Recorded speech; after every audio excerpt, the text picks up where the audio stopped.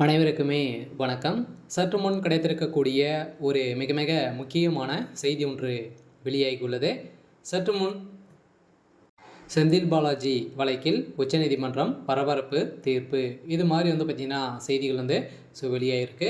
இப்போ பார்த்திங்கன்னா செந்தில் பாலாஜி அவர்கள் ஒரு மிகப்பெரிய ஒரு ஊழல்வாதியாக தமிழக மக்களுக்கு ஒரு தெரிஞ்ச ஒரு முக்கிய அமைச்சராக இருக்கார் இல்லையா?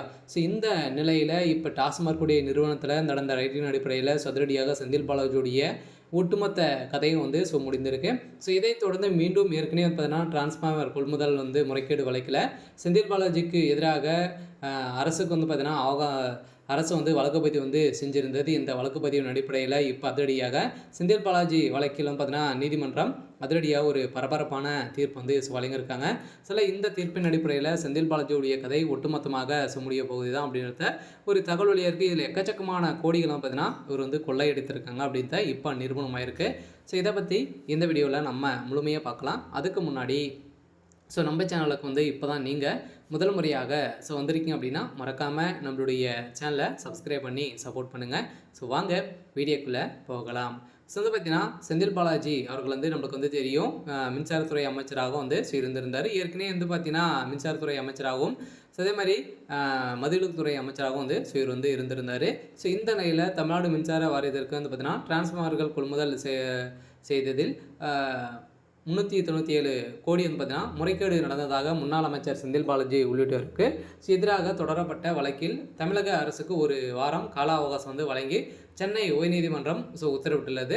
இந்த உத்தரவின் அடிப்படையில் சென்னை உயர்நீதிமன்றத்தில் சரப்போர் இயக்கத்தின் சார்பில் பொதுநல வழக்கு ஒன்று தாக்கல் செய்யப்பட்டுள்ளது. அதில் 2021-23 ஆண்டு காலத்தில் தமிழ்நாடு மின்சார வாரியத்திற்கு